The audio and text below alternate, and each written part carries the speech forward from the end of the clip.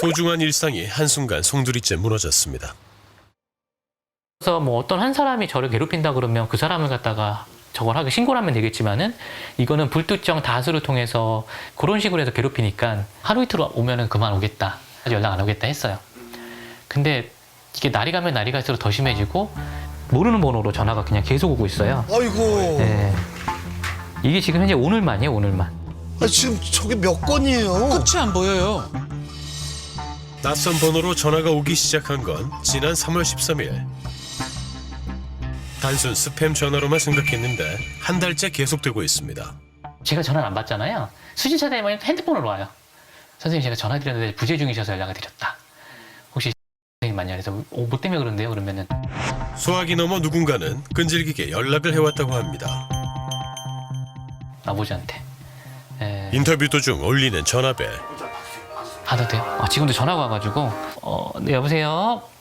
저희 저기 홈페이지로 예약 신청해 주셔서 잡아드리려고 연락드렸는데 혹시 저는 홈페이지에 신청한 적이 없는데요. 고객님 아니세요? 이름은 맞아요. 고객님 번호 맞으세요? 예, 제 번호는 맞아요. 이게 뭐 하는 데예요? 근데 저희 피부과요. 피부과 관리가 받고 싶다고도 예약을 주셨는데 예, 취소해 주세요. 갑자기 피부과에서요? 볼까? 너무 문제인데요. 예. 그게 혹시 언제 글이 올라온 거죠? 방금 남겨주신 거 아닌가? 전 직원한테 연락받아서 저는 연락드렸어요. 방금 남길 수도 없는데 아니, 방금 인터뷰 중이었잖아요. 그때 다 똑같은 패턴이에요. 다 상담 신청해서 연락을 했다. 자기네 영업하는 홈페이지에서 제가 상담 신청을 해서 이제 연락을 주셨다가 다 똑같이 공통된 부분으로. 야, 이게 뭐죠? 상담 신청글에 동현 씨의 이름과 연락처가 남겨져 있어 연락을 했다는 겁니다. 대출, 변호사, 사무실, 렌트카, 이삿짐 센터, 경호업체, 상조회사, 납골당. 진짜 다양하네요. 게다가 동현 씨가 사는 동네, 회사 이름, 개인 이메일까지 구체적인 정보도 적혀 있습니다. 야. 다소 충격적인 내용으로 상담 접수가 된 곳도 내 있었는데요. 친구가 극단적인 선택을 했다고요? 손님이 신청한 게 아니신 거죠? 저는 신청을 한 적이 없어요. 원하는 사거나 뭐 남들한테 뭐 피해를 끼쳤다거나 이랬으면 제가 이제 그런 부분도 없으니까는 제가 요즘에 너무 지쳐가지고 그냥 아니라고 해요. 누가 이런 짓을 하는 거죠? 매일 100통에 달하는 연락에 몸도 마음도 지쳤습니다. 근데 제가 오죽하면은 이게 제보를 하겠어요. 진짜 너무 견디기 너무 힘들다 보니까. 대체 누가 왜 동현 씨인 척 상담 접수를 남기고 있는 걸까? 제작진은 그에게 연락 온 업체에 단서가 남아있진 않을까 일일이 확인해 보기로 했습니다. 동현 씨 통화 목록에 남아있는 업체만 300곳 정도 됐다고 합니다. 300곳이요? 야, 제작진도 참 고생 많이 했네요. 1인 2역을 하고 있는 누군가의 진짜 얼굴이 궁금합니다. 그런데 한 산부인과에서 동현 씨를 기억하고 있었습니다. 님 혹시 그분은 직접 오신 분은 아니시고요. 문의만 이 글만 남기시는 분이 알겠습니다. 3월 때부터 지금까지 5번 정도 문의를 남기셨어요. 회원 가입을 하고 나서 신청이 이루어진 겁니까? 네, 회원도 나가셔도 상담 신청이 수차례 들어온 또 다른 업체도 있었습니다. 혹시 여기는 저기 몇 번이나 네, 10번에서 20번 사이. 야, 뭐죠? 화면이라고 검색해 서울인크 자체에 들어가서 아마 여기 여러 군데다 전화했을 거예요. 필링마다 전화해요. 그러니까 저희가 할 수 있는 거라고는 저희 사실 번호를 찾아내는 것밖에 없어요. 이러면 업체들한테도 피해가 되는 그렇죠. 거죠. 그렇죠. 번호를 바꿀까 수십 번도 넘게 고민했다는데요. 가맹점을 유치를 하는 업무를 보다 보니까 전화기가 사만일 동아줄? 동현 씨는 한 배달 어플에서 미입점 가게들의 가입 등록을 도와주는 일을 하고 있습니다. 영업과 홍보를 위해 공개했던 개인 연락처를 결국 바꾸고 말았습니다. 사실 영업하는 사람한테 전화번호 변경은 사실 좀 이게 생업을 포기한다는 거나 마찬가지인데 근데 너무 힘드니까 그래서 변경해가지고 다시 시작해보자. 전화번호 변경하면 끝날 줄 알았는데 지독한 굴레에서 벗어났다고 생각했습니다. 그런데 번호를 바꾸고 10일 뒤 자신을 찾는 연락이 또다시 시작됐다고 합니다. 바뀐 번호를 어떻게 알고? 그러게요. 동현 씨는 짐작 가는 일이 있다고 합니다. 번호를 바꾼 다음 블로그에 메신저 계정만 남겨놓은 동현 씨. 그 계정으로 누군가가 말을 걸어왔습니다. 아, 가맹점 등록 문의를 하고 싶다고 연락이 온 거죠? 저분한테 새 연락처를 알려줬네요. 하지만 전화를 주겠다던 A씨에게서는 그 뒤로 연락이 없었습니다. 그거 알려드리고 나서부터 우연일치인지 20분 있다가 뭐 어디 상담 무슨 대출, 뭐 보험, 뭐 이렇게 뭐 이런 데 접수가 됐다고 문자가 오더라고요. 그리고 그때부터 계속 그게 시작이 됐던 거예요. 또다시. 그가 알려준 전화번호로 연락을 시도해봤습니다. 전화를 받을까요? 안 받네요, 안 받아. 네, 안 받아요. 예. 이게 유출이 시작인 것 같아요. 제 느낌엔 그래요. 그를 찾는 연락은 그의 지인에게까지 이어졌습니다. 매니저랑 같이 일하고 있는 이제 팀장이고요. 전화와 문자가 빗발치기 시작한 건 지난 3월 20일. 이라는 이름으로 왔어요. 이름으로 내 번호. 아, 동현 씨 번호가 아니라 지금 지인 번호를 남긴 거네요. 하루에 아마 한 2, 30통 왔던 것 같아요. 한 일주일 동안 좀 많이 왔죠. 정말 짜증났죠. 이게 지금 바쁜데 이게 지금 여기 얘네들이 지금 뭐 하는 거 보태고 있는 거. 업무에 지장은 많이 줬죠. 전화 아니고요. 이게 전화번호가 잘못 남겨주신 건가요? 아니요, 이거 누군가가 고의적으로 남긴 것 같은데요. 석 달 전 이 회사에 입사한 동현 씨, 일도 열심히 하고 동료들과도 잘 지냈다고 합니다. 맨 처음에는 황당했죠. 왜 그 친구 이름으로 나한테 오지? 맨 처음엔 그러죠. 저는 힘든 거죠. 전화가 한두 건 오거나 메시지가 한두 건 오면 괜찮은데 동현 씨 번호 말고 직장 상사의 번호까지 남긴 저희는 무엇일까? 의도가 뭐지? 저한테 이렇게 왔다는 거는 지금 이 사람을 잘라라는 얘기인가? 신현님은 어떻게 알고 그랬을까요? 그쵸. 그게 제일 신기하죠. 그런데 한 업체에는 동현 씨 번호도 팀장님 번호도 아닌 다른 번호가 남겨져 있었습니다. 연락처가 이게 제 연락처가 아닌데? 이거 제 거 아닌데?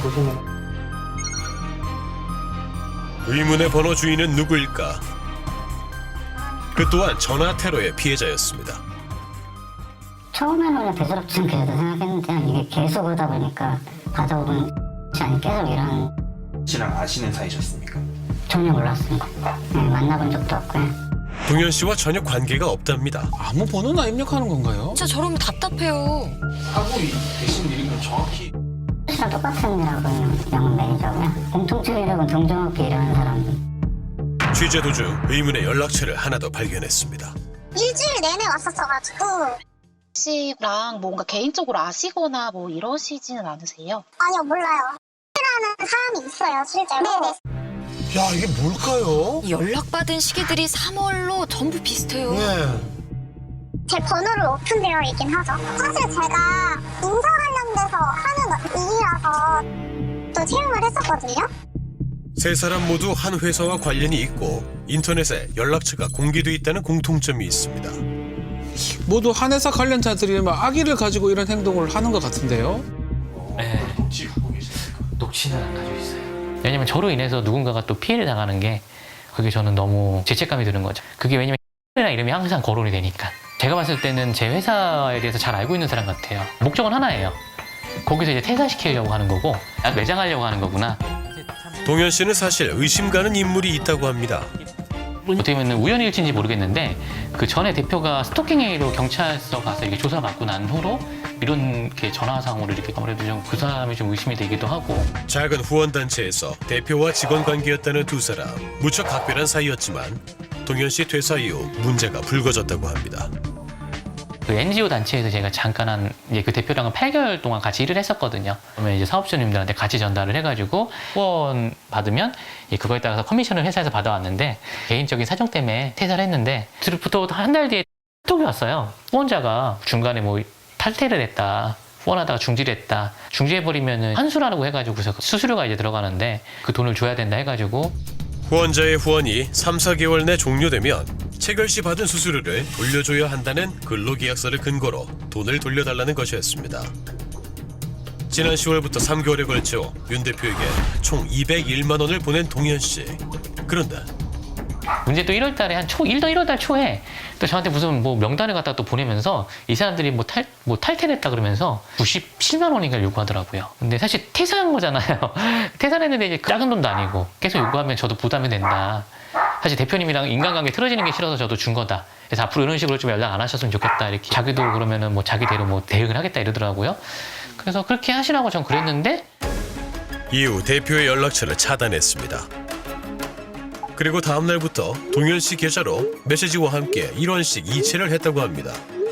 돈 입금해요. 사기치지 말고 오늘 입금 안 하면 할 때까지. 저걸 다 윤 대표가 보낸 거군요. 그가 말했던 대응이란 게 결국 이런 방식을 뜻했던 걸까? 문제는 이제 아버지가 또 그 사람한테 전화 받았다는 거예요. 대신 갚아주셔야겠다 해가지고 하루에 뭐 수십 번씩 연락이 온다는 거예요. 받을 때까지 연락을 하고 그냥 죄인 같다는 생각이 너무 이게 강하다 보니까 그래서 부모님이랑 지금 관계가 좀 많이 멀어지긴 했어요. 결국 부모님도 전화번호를 바꿨습니다. 일부러 그 번호도 묻지 않은 채 지내고 있는 동현 씨. 죄송함에 얼굴 한번 못 비췄습니다. 아우 이게 뭐죠? 아이고 참. 안녕. 살 많이 쪘어요. 살 많이 쪘어. 다 세 분이 걱정돼가지고. 정신적으로다가 너무 충격을 너무 많이 받아가지고서 지금 뭐 죽인다 살린다 그냥 뭐 집을 불사지른다. 어렵게 인터뷰에 응한 가족들은 공포에 떨고 있었습니다. 일하고 있는데 사람한테서 전화 받더라고. 자기가 급여를 주는 거다 다시 줘야 된다고 그러고 자기한테 잘 모르겠고 난 못 주겠다.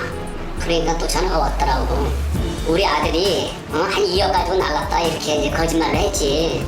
그리고서 스팸을 해놨어요. 그래서부터 내 은행으로 1원씩 입금되면서 아버지한테도 그랬군요. 지난 2월 15일부터 아버지 계좌로도 시작된 협박성 테러. 누군가 이런과 함께 보내온 내용은 아들 대신 돈을 갚으라는 말들이었습니다. 협박을 저런 식으로 한 거네요. 돈을 안 주면 집에 찾아가서 불을 지른다는 거예요? 소름 끼치고 진짜 아주 지옥에 사는 거예요. 계속 계속 또 무슨 욕을 썼나. 가수 그냥 참 집요한 놈이구나. 아주 악착 같은 놈이구나. 이야기를 듣는 동현 씨의 마음도 새까맣게 타들어만 갑니다. 아버지에게 500건에 달하는 협박을 일삼은 사람은 누구일까? 거래 은행을 찾았습니다.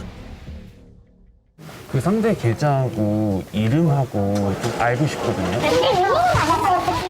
그런 걸 보내주려고 하는 게 알 수가 없어요, 상대방이. 만약 은행간의 계좌일 때는 어디 은행이 잘 나오잖아요. 개인 정보를 함부로 노출할 수가 없기 때문에 이번에 지금 중개 요청하셨는데 중개하실래요? 이렇게 물어봐요. 그러면 그분 분명히 안 하신다고 하실 거거든요. 이 경우라면 개인 간의 협박이신 거기 때문에 수사기관의 도움을 받아주셔야 하시거든요. 이 모든 게 정말 윤 대표가 놓은 덫일까? 그에게 물어볼 게 많습니다. 여보세요?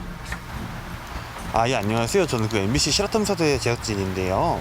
저는 피해자고 그리고 그 사람이 사기꾼이고 후원자 탈퇴에 발생한 수수료를 요구를 하셨던 거잖아요. 씨한테. 그 사람이 당연히 줘야 된다고 얘기를 했고 저는 후원 일을 한 10년 정도 하는 사람인데 제가 했던 행동은 사기꾼이라서 괘씸해서 하는 행동일 뿐인 거고 너무 힘드니까 돈 좀 보내달라고 연락 좀 달라고 그거밖에 안 했어요.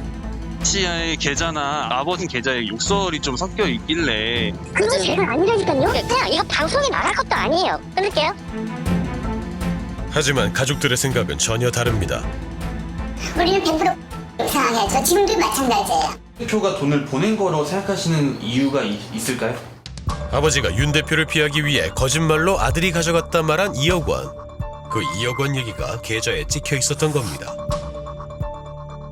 2억이라는 얘기를 아버님만 이렇게 말씀하시는 건 없다는 단 한 번도 없어요. 1억 내놔라. 너 아빠한테 2억 가지고 도망갔는데 1억은 나한테 줘야 되지 않느냐. 그럼 이만 알 수가 있는 거거든요. 100% 의심이 그쪽으로 가 있는 거죠. 게다가 윤 대표 스토킹 혐의를 수사하던 경찰이 윤 대표에게 연락한 2월 말 아버지가 받았던 이런 협박도 끊겼다고 합니다. 제가 지금 자꾸 소문이 될 것 같아서 말 안 하려고 하는데 이거 말씀드릴게요. 지금도 계속 오고 있고 하는 것들 있죠. 네. 저가 아닌 다른 사람이에요. 계속 전화가 오는 걸 알고 있네요. 선생님, 그러면 누굴까요? 그러니까 저 말고도 여기저기 사고치기를 다니니까 돈 내달라고 하는 거라고요. 욕하면서. 그 사람이 사기꾼이라 그렇게 한 거라니까요. 그러면 그 사람이 참 왜 그렇게 나오는지 난 이해가 안 가고 저는 지금 그 사람 신고를 제가 할 수도 없어요. 전 지금 바쁘다니까요.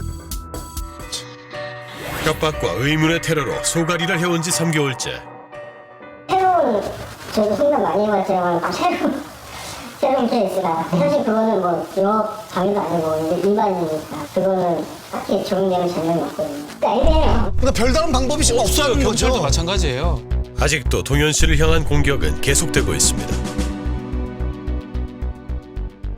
경찰에 제가 한번 의뢰를 했었어요. 이거는 다수의 그런 사람들한테 연락이 오는 거기 때문에 처벌이 어렵다. 검찰에서 영장을 안 내줄 거다. 당사자인 저는 너무 죽겠거든요. 지금은 연락으로 그치지만은 이게 뭐 나중에는 범죄에 악용되는 거 아닌가. 그가 보호받을 수 있는 방법은 없는 걸까?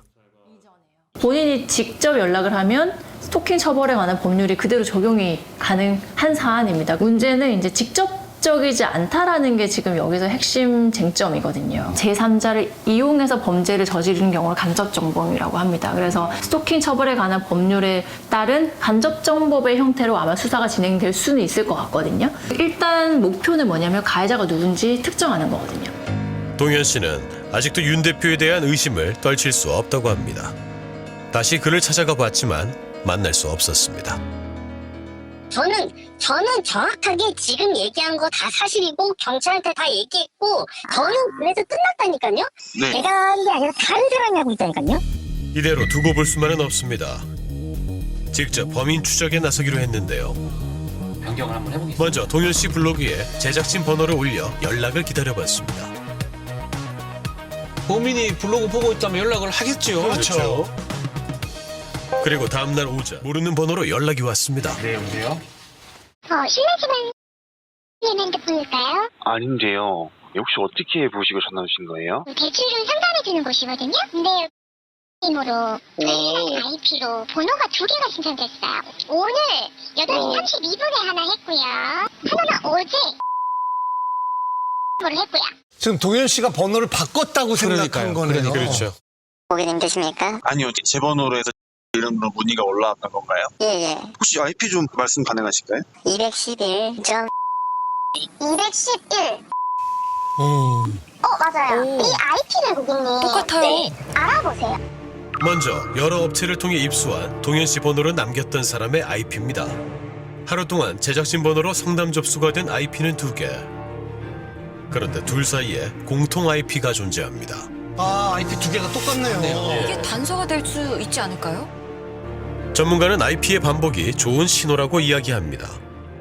IP가 반복된다는 거는 이제 같은 사람이 작업했을 확률이 높다는 거죠. 이 악의를 가지고 계속해서 같은 장소 또는 뭐 비슷한 장소에서 계속 그 행위를 하고 있다라고 추측할 수 있는 거죠. 물론 IP 추적은 수사기관에서 이제 진행을 해야 가능한 걸로 알고 있습니다. 모은 자료들을 가지고 다시 경찰서를 찾았습니다. 괴로움에서 벗어나고 싶어 정식으로 수사 의뢰를 하기로 한 겁니다. 사건 접수가 되면 통신사 협조 받아서 IP로 범인 추적이 가능할 걸로 보입니다.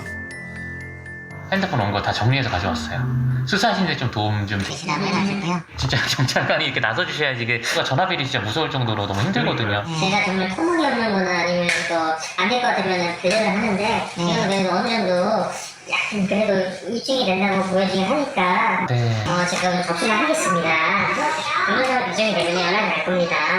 제가 오늘 이렇게 이 실화탐사의 팀에 이렇게 도움을 받아가지고 다시 이렇게 뭐 증거 자료를 시험해서 가져가니까 확실히 접수라도 받아주셔가지고 좀 마음이 놓이긴 합니다. 진짜 이런 일이 저한테만 있어야 하는 법은 없으니까 잘 처리가 됐으면 하는 마음입니다.